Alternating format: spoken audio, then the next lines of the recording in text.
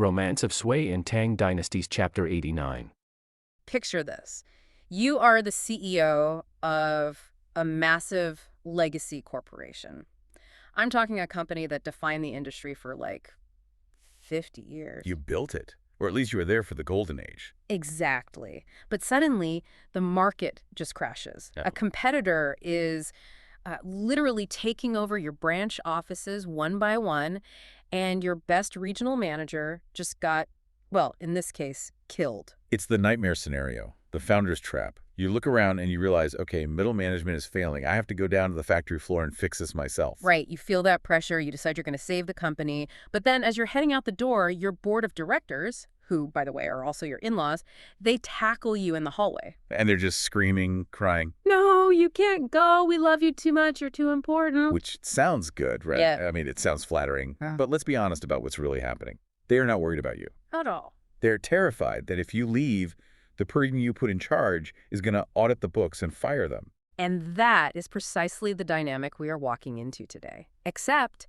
instead of a boardroom, we're in the Tang Dynasty, one of the absolute high points of Chinese civilization. And instead of golden parachutes, we're talking about executions, face-ripping ghosts, and some pretty serious psychological horror. It is such a fascinating mess. Chapter 89. And before you tune out thinking this is some dry history lesson, you really need to reset your expectations. Oh, absolutely. This is not a textbook. This reads like Game of Thrones meets a fever dream. It really does. We've got the An-Lushan rebellion raging, an emperor trying to save his legacy, a family trying to save their own skins, and a supernatural intervention that, honestly, gave me the creeps. It's a perfect case study on how personal survival instincts can doom an entire empire.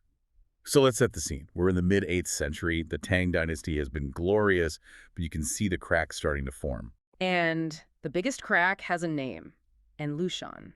He's a rebel general leading this massive uprising. And in our source text, things have just gone from bad to catastrophic. And Lushan has just captured Shenli Commandery. Right, and the details are brutal. The defender there, Zhang Jiruan, has been killed. When this news hits the capital, it's a huge wake-up call for Emperor Xuanzang. He's been on the throne for decades. He's seen it all.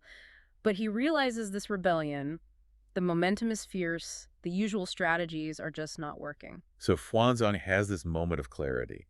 He calls his ministers together and he drops a bombshell. He admits the situation is dire, but then he confesses something really interesting. Yeah, he says essentially, look, I've wanted to retire for a while now. I wanted to pass the baton to the crown prince, but I kept delaying because of, floods and droughts. Which to a modern ear, that sounds like a bit of an excuse, right? Oh, it was raining, so I couldn't retire. But in the context of the mandate of heaven, that's everything. Natural disasters were seen as cosmic feedback. Like the universe leaving a bad Yelp review. Exactly. If there are floods and droughts, it means the emperor, the son of heaven, is out of alignment with the cosmos. He's basically admitting a spiritual failure. He's saying, the universe has been telling me for years that I'm losing my touch. Wow. That adds a whole layer of guilt to his next decision. So he decides on a drastic course of action. He announces an imperial campaign. He says, I will lead the army personally. It's the CEO steps in moment. He's going to crush this thing himself. And while he's gone, he orders the crown prince will monitor the state, act as regent. And the plan is logical. I fight, the prince governs, we win, I retire, and then I can sleep on high pillows. Which is a great phrase for having zero stress. On paper, this is a solid plan. It shows leadership, it prepares for succession, but there is one massive problem. And his name is Yang Guzong. The prime minister, and crucially, the cousin of the emperor's favorite person in the world, Consort Yang, Yang Guifei. Now, help us understand the stakes for him. When the emperor announces this plan, the source says the other ministers are quiet. But Yang Guzong is internally just screaming. Why? I mean, if the emperor wins the war, doesn't that make everyone look good? It's not about the war. It's never about the war for him. It's about the regent. Yang Guzong knows that if the emperor leaves, the crown prince takes charge. And he has very, very dark history with the crown prince. They're just rivals. They're enemies. It's worse than that. The source gives us his internal monologue. He remembers conspiring with the late Li Limfu, a really ruthless chancellor, to frame and harm the crown prince in the past. So there's bad blood. There's, I tried to ruin your life blood. Yang Guzong thinks the prince hates me. The only reason I'm safe is because the emperor loves my cousin. But if he gets the keys to the kingdom... The entire Yang family is toast. His exact prediction is no descendants of the Yang clan will survive. He sees this imperial campaign not as a military victory, but as his own death sentence. So this is where the politics just get unbelievably dirty. You'd think the prime minister would be rushing to the war room. Yep. Instead, the text says he rushes home crying. Literally crying. He runs to his wife, Pei, and the Duchesses of Han and Guo, who are Yang Guifei's sisters. And he tells them, "We are all dead men walking." It's so selfish. The empire's on fire and he's worried about his job security. But he convinces them. They all agree they're just waiting for execution. And Duchess Guo, who seems to be the tactical one, says, "Stop crying. Crying solves nothing. We need to go to the palace. We need to get to Yang Guifei." The strategy is simple. Weaponize the emperor's love for her. And this isn't just a polite request.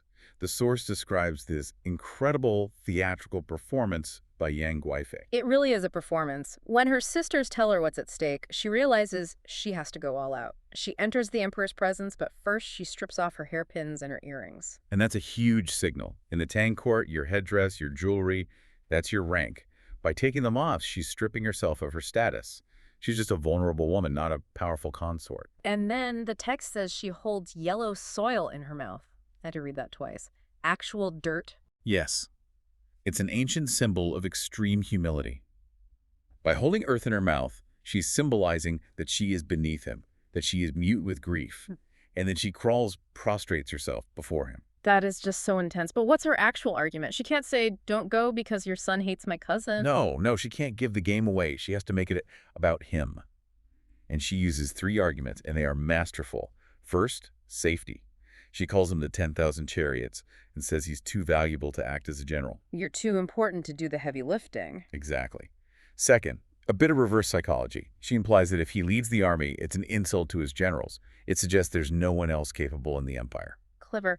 But the third one, that seems like the real knockout punch. Oh, it is. Emotional blackmail. Pure and simple. She says she literally cannot bear to be separated from him. She threatens suicide, right? She does. She said she would rather smash her head on the steps and die right there than be left behind. She frames her manipulation as the ultimate act of loyalty. I love you so much, I'd rather die than be apart. And Xuanzang, he buys it. Hook, line, and sinker. The text says he is deeply moved. You have to remember, he's an old man now. He's not the warrior he used to be. He sees this woman who just adores him. He's comforting her, wiping away her tears. But the seed of doubt is planted. And then, as if on cue, the crown prince makes a move that seals the deal. This is the 4D chess moment of the text. A petition arrives from the prince, and this surprised me. He declines the role of regent. Right. And he also advises against the emperor leading the army himself. But why? If the prince hates the Yangs, wouldn't he want the power? Wouldn't he want his dad to leave so he can take charge? It seems like it, but think about the paranoia in that court.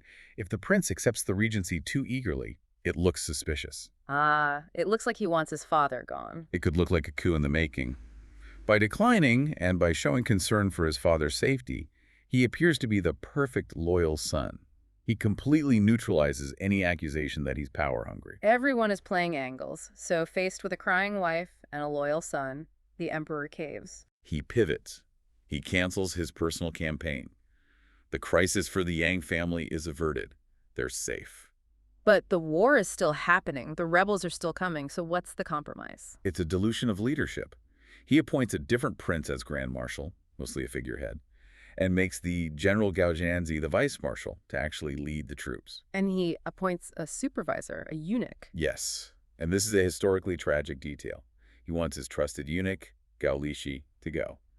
But Gao Lishi refuses. Which tells you how bad things really are. Even the trusted aides are opting out. So they appoint a different eunuch, Bian Lingcheng, as the army supervisor. You should stick a pin in that name, Bian Lingcheng, even if you don't know the history. That just sounds ominous. It is disastrous. Historically, Bian Lingcheng is the one who later slanders General Gao Jianzi, which gets the general executed. That execution cripples the Tang defense. It is a direct result of this moment. A decision made based on domestic convenience, not military strategy. And speaking of convenience, once the decision is made, the Yang family breathes a huge sigh of relief. And they celebrate. The emperor wants to comfort Yang Guifei, so they throw a feast. The duchesses are there. There's music. Huanzang is playing drums. Guifei is playing the lute. They're drinking deep into the night. It's this stark contrast, isn't it? The empire is burning and the leadership is having a late-night jam session because they dodged a political bullet. The text calls it finding joy in sorrow.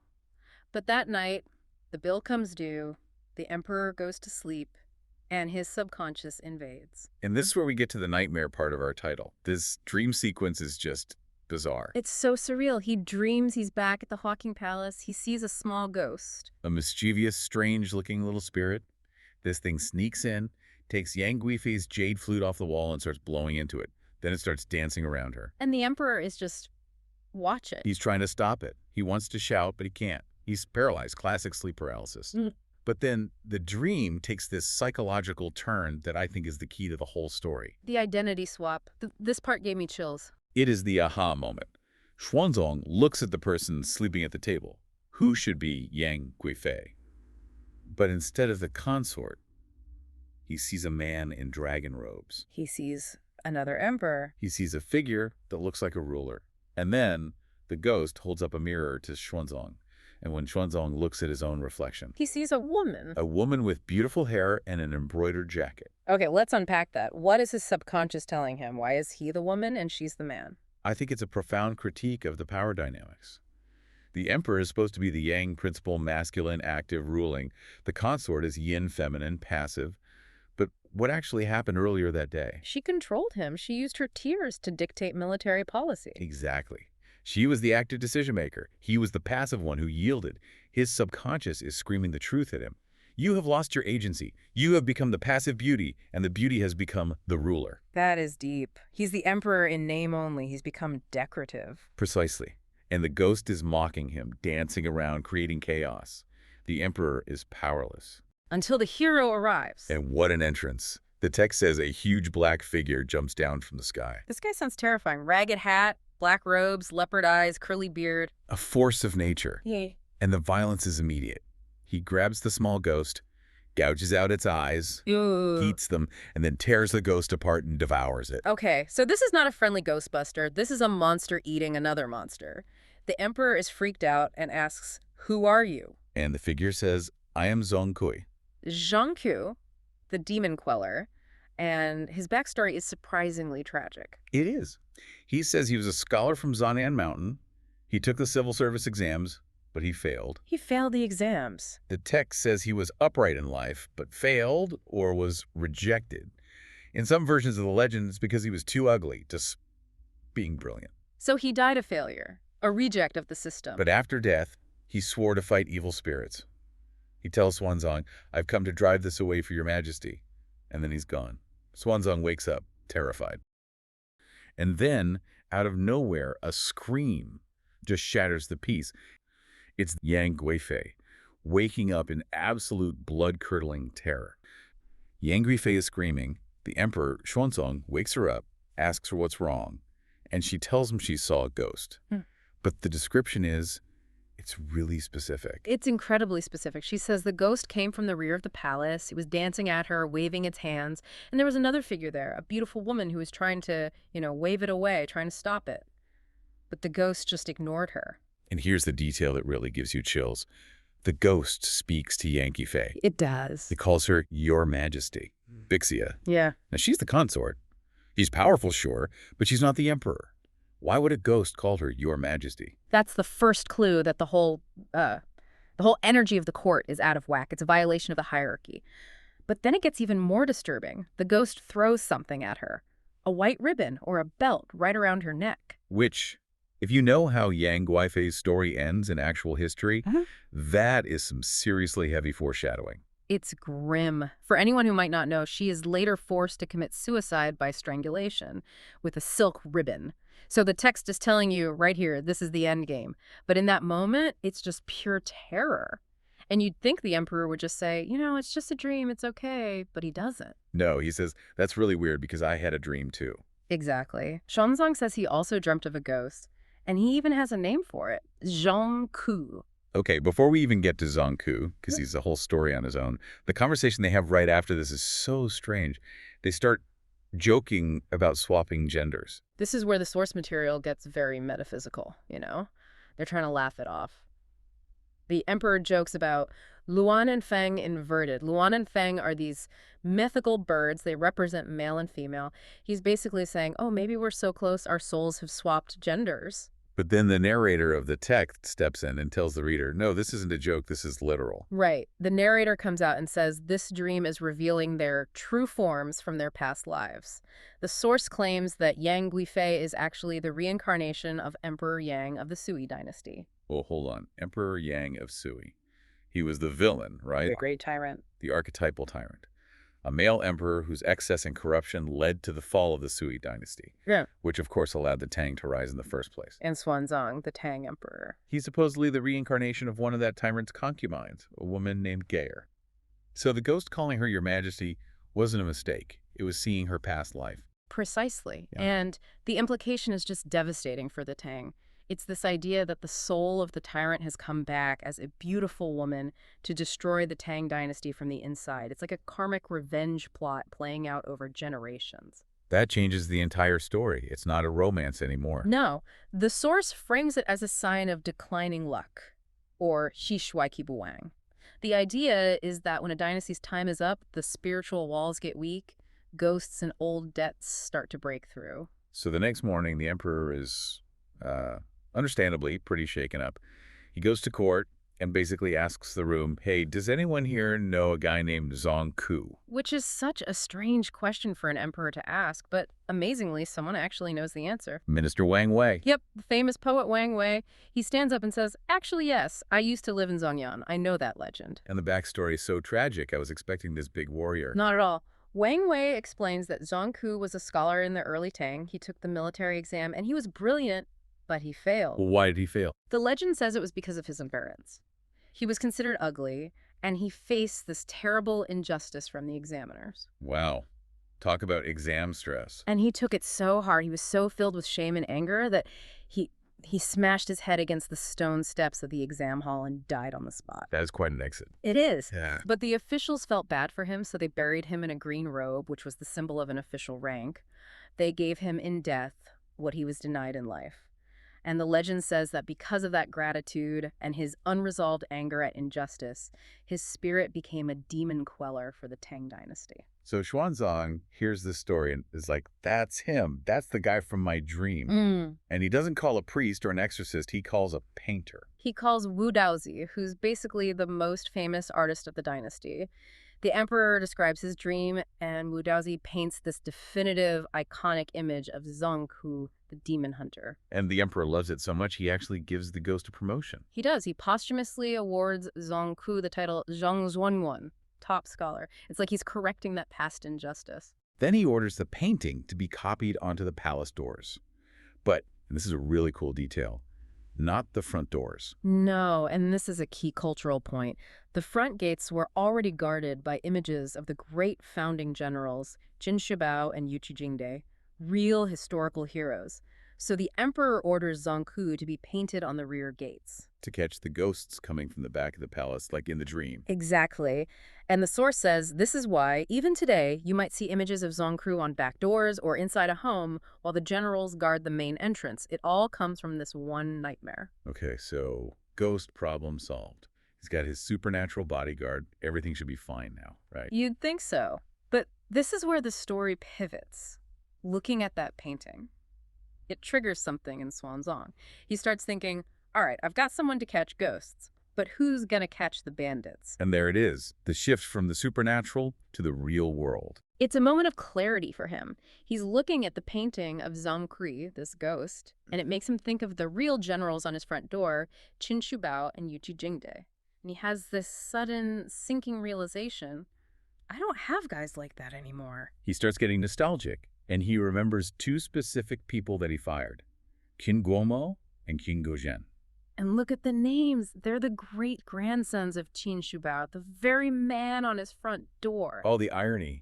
He's got the ancestor on the door for protection, but he kicked out the living descendants. Why did he fire them again? Because they warned him. They warned him about An Lushan. They told him this general in the north was getting way too powerful, that he was a traitor in the making. And the emperor, who was favoring An Lushan at the time, didn't want to hear it, so he got rid of them. But now with all this ghost anxiety, he realizes they were right all along. He admits it was a great mistake, and he sends out a decree to hire them back. So now the scene shifts. We leave the palace and we go out to the suburbs where the Qin brothers are living in seclusion. Yeah, I get the sense they're just trying to keep their heads down. A sort of forced early retirement. Very cautious, but they're also privately very worried. They know a storm is coming. And there's that little human detail in there, too. One of the brothers, Qin Guzhen, is secretly heartbroken over some girl he met. Yes, at a place called Jikingfang. It just adds this layer of personal melancholy to the whole thing. Everything feels a bit lost and uncertain. But then a visitor shows up, and the whole energy of the story just flips. Enter Nan Jiyun, eighth brother. Nan Jiyun is such a great character. If the Qin brothers are the strategists, he is pure action. He's described as generous and full of integrity. A tough guy from Guizhou, an expert writer and archer. He's the complete opposite of the courtly life of the palace. He sounds like the guy you want on your side when things get real. Absolutely. He's a family friend, but he's been drifting, looking for a leader worth serving. But he's not just drifting. He's on a mission. He's headhunting. That's right. He's looking for a man named Zhang Xun. And this is where the story starts assembling what is basically the dream team of the Tang resistance. It really does feel like one of those movies where they're getting the crew together. He's looking for Zhang Xun based on a recommendation from another guy, Zhu Hong. Right, and the text gives us these quick, potent profiles. Yu Yuan is deep, wise, loyal. Then there's Zhang Xun. He's a scholar and a strategist, but he has this one ability the text highlights as just unbelievable. A memory thing. The memory thing. The text says, if Zhang Xun sees 10,000 people, he can recognize every single face and remember every single name. Forever. That's insane. It's a photographic memory for people. Think about what that means for a general. He knows every soldier by name. He remembers every enemy officer he's ever seen. It's a leadership superpower. So Nan Jiyun is telling the Qin brothers, I'm going to find this guy. These are the men we need to be ready. The atmosphere in that room is electric. You've got the Qin brothers with their political foresight. You have Nan Jiyun, the warrior. And they're all realizing that while the emperor is worrying about ghosts, the real work of saving the state is up to men like them. And they don't have to wait very long for that to be proven right, because right then, while they're sitting there drinking, the news arrives. A flying express. It's the ancient equivalent of a breaking news alert.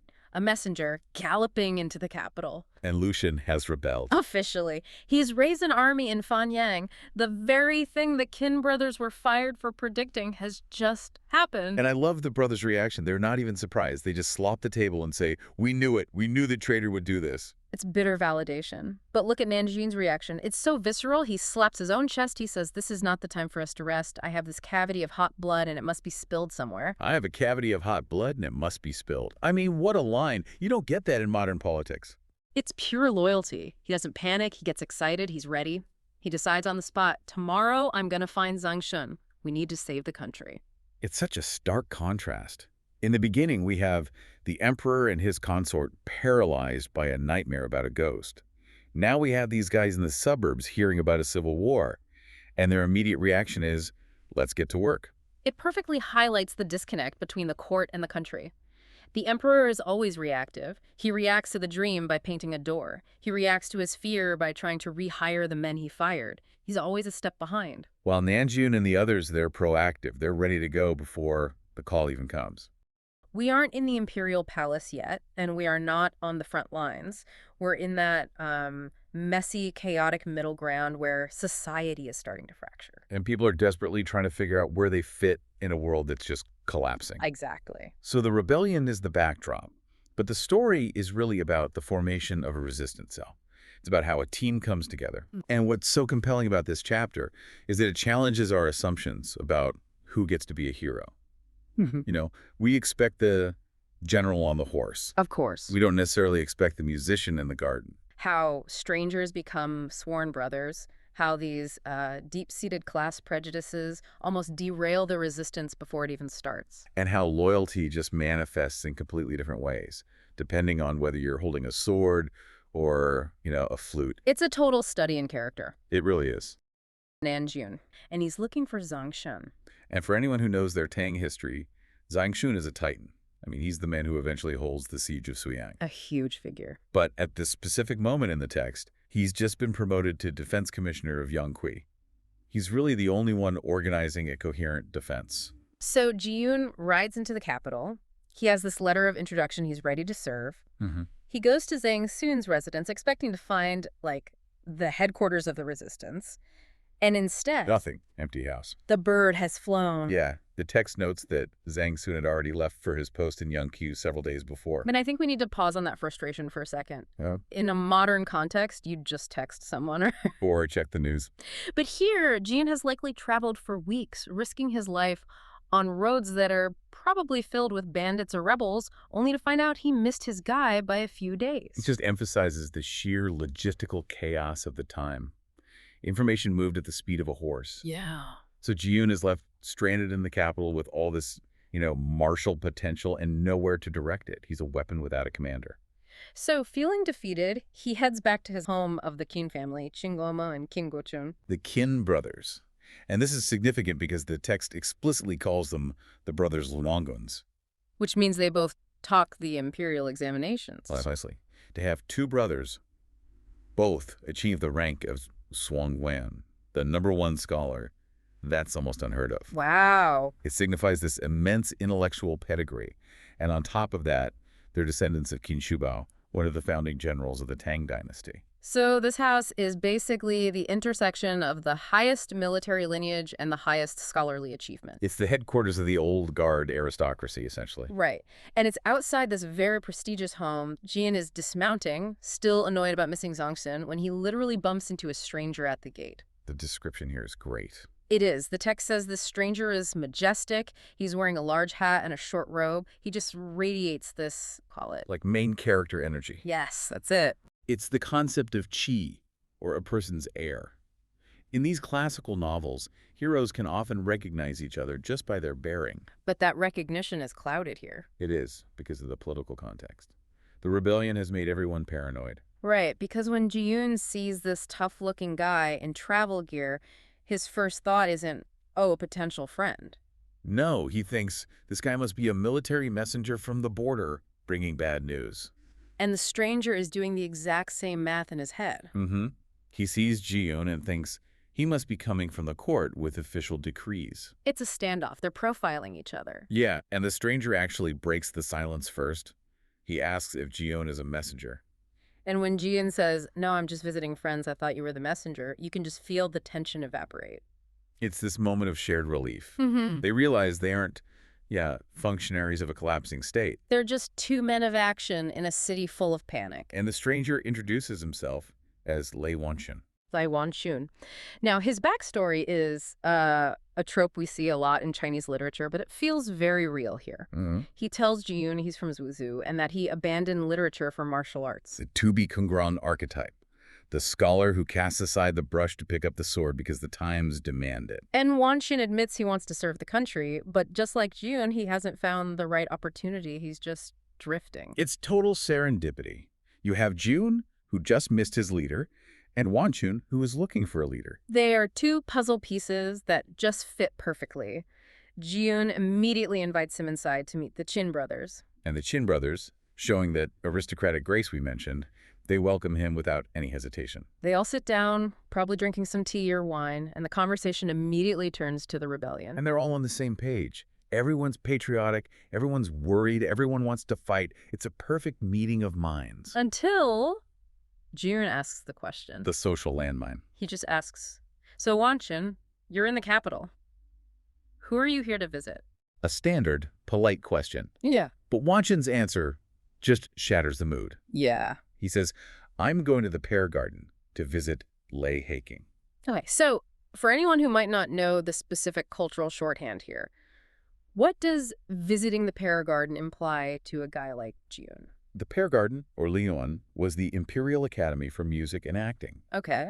And while it was prestigious, in terms of access to the emperor, the people in it, musicians, actors, dancers, they were considered a lower social caste than scholars or warriors. They were just entertainers. Exactly.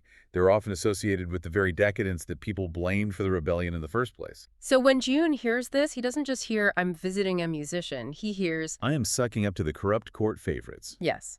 Jiyun's reaction is, it's visceral. The text says he becomes angry and displeased. He just lashes out, calling Lei Haking a lowly actor and a jester. He basically asks Wanchun, you look like a hero. Why would you degrade yourself by associating with someone like that? It's a fascinating moment of prejudice.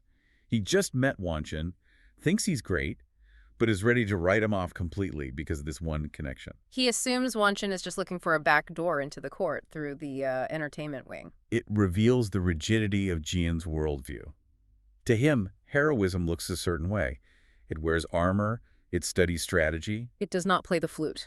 Exactly. He cannot conceive that honor could exist in the Pear Garden. And Wanchun's reaction is so disarming. He doesn't get defensive. He doesn't get angry. He just laughs. He laughs and then drops the bomb. I'm not seeking a promotion. Lei He-king is my biological brother. Talk about a foot-and-mouth moment. Ji-yoon has just insulted his new friend's family to his face. It is absolutely mortifying. And Ji-yoon immediately apologizes, but I think the most important voice in this scene is actually Kim Guomo, the host. Right, some scholar steps in. He says something like, hold on. I've seen Lei He-king. Yes, he's a musician, but he has a loyal and patriotic heart. He is not like the others. So Kim Guomo is the voice of wisdom here. He's telling June and us, the reader, to suspend judgment. And he's validating that virtue can exist outside the traditional hierarchy of power.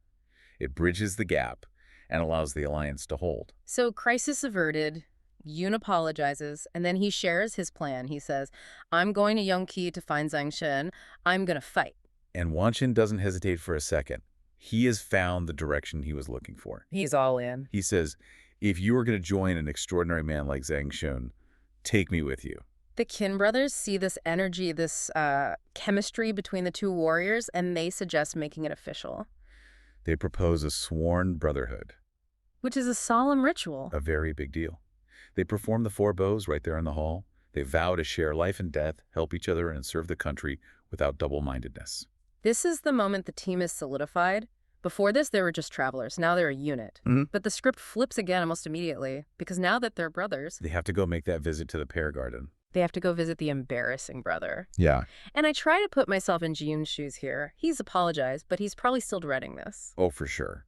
He likely expects Lei He-king to be frivolous, maybe drunk, maybe just completely oblivious to the war. He expects a courtier, someone detached from reality. But when they arrive at Lei He-king's residence, the atmosphere is heavy. Lei He-king welcomes them. He's polite, but he's clearly burdened. And when the conversation turns to politics, he doesn't talk about art. He delivers one of the sharpest critiques of the administration in the entire book. It is a razor-sharp analysis. He explicitly blames An Lushan for the betrayal, which is, obvious. Sure. But then he does something dangerous. He points the finger directly at the Prime Minister, Chancellor Yang Guozhong. He says the chancellor deceived the emperor with big talk and had no real strategy. He identifies the rot at the core. He recognizes that the rebellion didn't happen in a vacuum. It happened because the central government was incompetent and arrogant. And this is where the character dynamic just shifts completely. Ji-yoon, the warrior, is just looking for a fight. Right. He-king, the musician, is the one who actually understands why the fight is happening. He possesses the moral clarity that the warriors lack. And then comes the sacrifice. He begins to weep. He turns to his brother Wanchun and tells him to go. He says, you have the strength. You should go with Ji-yoon and make a name for yourself. But he refuses to go with them. He refuses. And this is the part I want to push on a bit. From a modern perspective, his choice seems, well, illogical. It's hard for us to get our heads around. He knows the capital is going to fall. He knows the leadership is corrupt. Why stay and die for a regime that he himself admits is failing? Why not go and fight? It's a difficult choice to understand without the lens of En or imperial grace. Okay. He-king explains, I have received the emperor's favor. I must risk my life to repay it. In the Tang context, his position, his art, his entire life was a gift from the emperor. To flee would be to betray that personal bond. So it's not about the political administration for him. It's about a personal debt of honor to the sovereign himself. Precisely. Even if the chancellor is a villain, the emperor is still the son of heaven and his patron. So He-king chooses a kind of passive loyalty, standing his ground over the active loyalty of the warriors. He creates this heartbreaking contrast. He gives them gold and silver for their travel expenses. Which, by the way, highlights that he's the only one with any real resources here. Good point. And he pours them wine and tells them, don't act like children clinging to each other. Go. It's an incredibly stoic moment. He is sending his biological brother away, likely knowing he will never see him again, so that his brother can live and fight. He's choosing to be the anchor that stays behind. And Jion is just floored. The text says he leaves the meeting and sighs, calling himself a small man for having judged a gentleman like Haking. It's the total inversion of the earlier scene. The lowly jester has proven to be the most courageous man in the room. He faces certain death not with a sword, but with unarmed integrity. So the two warriors leave the capital. The Qin brothers throw them a farewell dinner at the 10-mile pavilion. They exchange gifts, and the warriors ride off toward history. And that seems like the natural end of the episode. It does. But the text doesn't stop there. No, it lingers on the Qin brothers, and I'm glad you brought this up because this subplot is often overlooked, but it's crucial for the thematic balance of the chapter. The Qin brothers are back home, and they are agonizing. They see the situation deteriorating. They want to help. They want to write a memorial, a formal memo to the emperor offering strategies, but they don't do it. Why not? They hesitate because of protocol. They had been previously dismissed from office. In the Tang bureaucracy, a civilian, even a prestigious one submitting military strategy to the emperor was a breach of etiquette. It was not their place. It was not their place. It seems absurd to us. The empire is burning, and they're worried about filing the paperwork correctly. But that was the world they lived in. They represented the civil side of the state, order, protocol, hierarchy. They couldn't just write off like Jiyun. So they're stuck in this limbo. And then, Deus Ex Machina, a messenger arrives from the palace. An imperial decree. The emperor reinstates them to their original official posts and summons them to court. Just like that. And the text gives a very specific, almost mystical explanation for this. It quotes a couplet. Just because of a scholar in a dream, suddenly two Zhuangguins arise in the forest. What does that mean? It refers to the emperor having a dream, likely a vision of a spirit or a sage that reminded him of the loyal Qin family. In Chinese historiography and literature, dreams are often how the heavens communicate with the Son of Heaven. So it's a sign that the cosmic order is trying to correct itself. Exactly. It suggests that while the human administration, the chancellor, is failing, the spiritual mandate is trying to rally the faithful. Right. The warriors are gathering at Yangqi, and the loyal officials are being supernaturally pulled back into the court.